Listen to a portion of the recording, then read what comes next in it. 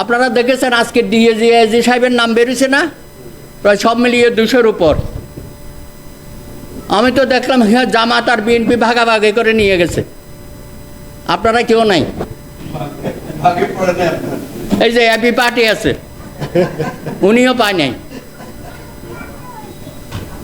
আশ্চর্য ব্যাপার, এটা কি? এটা কি ধরনের সংস্কার? এটা কুসংস্কার। সংস্কারের নামে কুসংস্কার চলতেছে সারা জায়গায়। আমাদের রাজনৈতিক দলগুলোর সংস্কার দরকার, রাজনীতির সংস্কার দরকার। যে পর্যায়ে বাংলাদেশের দলগুলো চলতেছে, আর ভাই এটা কি কালচার হইলো? সরকার চলে গেছে, এখন একটা অন্তর্বর্তীকালীন সরকার, আর আমার বিএনপির বন্ধুরা মনে করছে তারাই সরকার। কি দেখছেন না চারিদিকে?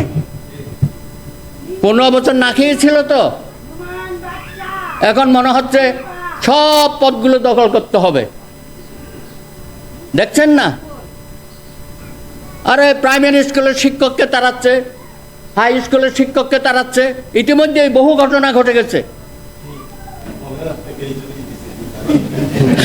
সমস্ত জায়গায় দখলবাজি শুরু হয়ে গেছে। একটা তো ভূমি দখল, যেটা আওয়ামী লীগে করত, সেই কালচার এখন খুব দাপটে চলতেছে। আমরা কেউ কথা বলতেছি না এইসব ব্যাপারে। তাহলে কি পরিবর্তন করতে চাই আমরা আগে? তা আমার মনে হয় আমাদের সবাইকে অত্যন্ত সজাগ থাকা দরকার। আমরা এমন কিছু করব না প্রফেসর ইউনূসকে যাতে ব্যর্থ হতে হয়। তার সফলতার জন্য অত্যন্ত সজাগভাবে আমাদেরকে কাজ করতে হবে, এবং সেই কাজটা আমি চাই আমরা সকলে ঐক্যবদ্ধভাবে করি। আপনিও পারবেন না, আমিও পারবো না, বিএনপি হয়তো পারবে। সেটা হচ্ছে প্রেসার দেব। আজকে ওনারা দেখা করতে গেছে ইউনূস সাহেবের সাথে। আমি তো জানি না এটা কি, তাড়াতাড়ি নির্বাচন চাইতে গেছে না আর কিছু আছে, এজেন্ডা কি জানি না। এইটা একটা গ্যাপ হচ্ছে না আমাদের মধ্যে? এত আন্দোলনে আপনারা সকলে সম্পৃক্ত ছিলেন, অনেকে আহত হয়েছেন, গুলি খেয়েছেন, শহীদও হয়েছে যুগপৎ আন্দোলনে। সেই জায়গায় এখন আপনারা আমরা কেউ না। এটাই তো অশনি সংকেত। আমি বলছি অশনি সংকেত। সুতরাং রাজনীতির সংস্কার করতে হবে।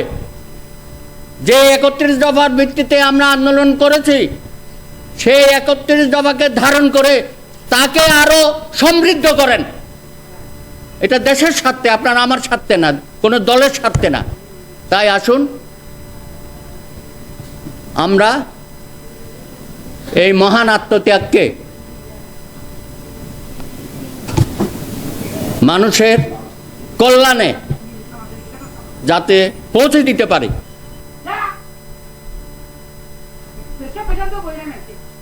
এবং চামিলি এবং বিএনপির যে স্বপন তাকে দ্রুততম